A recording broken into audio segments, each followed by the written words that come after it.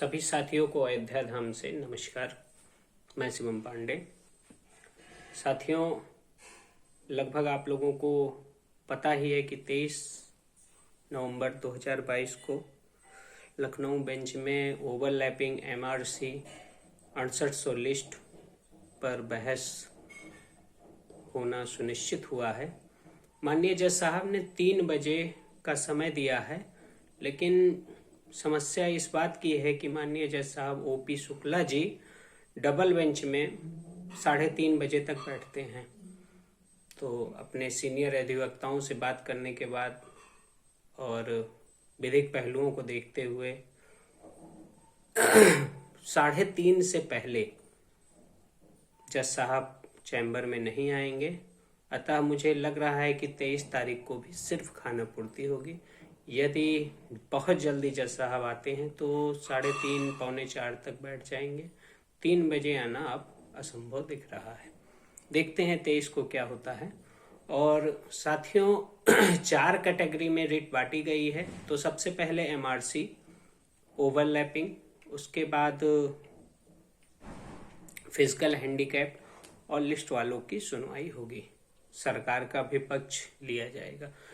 मित्रों, यह सुनवाई इतना आसान नहीं है कि कई अधिवक्ताओं की मेंशनिंग होगी और कई घंटों तक मेंशनिंग होगी। सीनियर अधिवक्ता अपनी बात पूरी तरह कहेंगे और उन्हीं के आर्गुमेंट पे ही आदेश तैयार होगा। OP शुक्ला जी बहुत अच्छे जज हैं, लेकिन एक बात उनके भी समझ में नहीं आ रही है कि इस केस को कहाँ से शुरू करूं। सबसे बड़ा महत्वपूर्ण प्रश्न है कहाँ से शुरू करूं।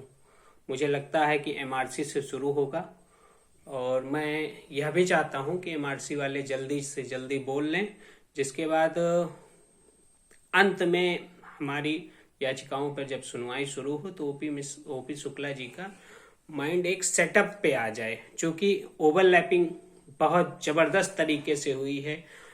जिला स्तरीय भर्ती को स्टेट के लिस्ट के द्वारा भरा गया है। स्टेट ने एक लिस्ट बनाई सभी जिलों में, वही लागू हो गई। अगर जिले पर लिस्ट बनती, जिले पर आपसे आपकी मेरिट मांगी जाती, तो हो सकता है OBC का वह लड़का जो मान लीजिए प्रयागराज में OBC का लड़का जनरल में आ रहा है और प्रतापगढ़ का वो रहने वाला है, प्रतापगढ़ में OBC में आ रहा है, तो स्वाभाविक है वो स्वेच्छा से चुनता, तो अपने होम डिस्ट्रिक्ट को चुनता।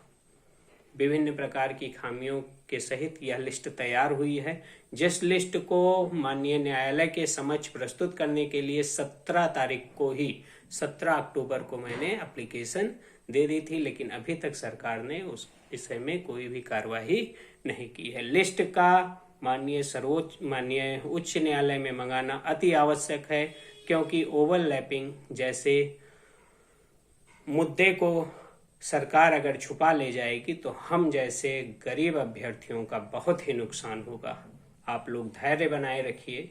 जैसी भी सूचना होगी 23 तारीख को आपके समक्ष प्रस्तुत करेंगे और विधिक रूप से जितनी बातें सही हैं उन्हीं बातों से आपको रूबरू कराएंगे।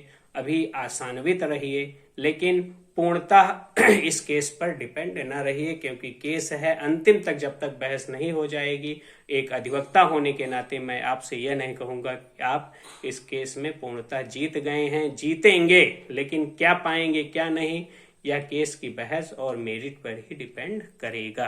क्योंकि जनरल अभ्यर्थी जो इस केस को लड़ रहे हैं उनके गुणांक भी बहुत कम है। तो मेरिट पर अगर मुकदमा डिसाइड होता है तो हम जो कोर्ट में उपस्थित हैं इन लोगों के साथ धोखा हो जाएगा। इस बात का भी ध्यान रखते हुए एक विधिक तथ्य तैयार करते हुए हम महत्वपूर्ण ढंग से इस केस को में आगे बढ़ेंगे।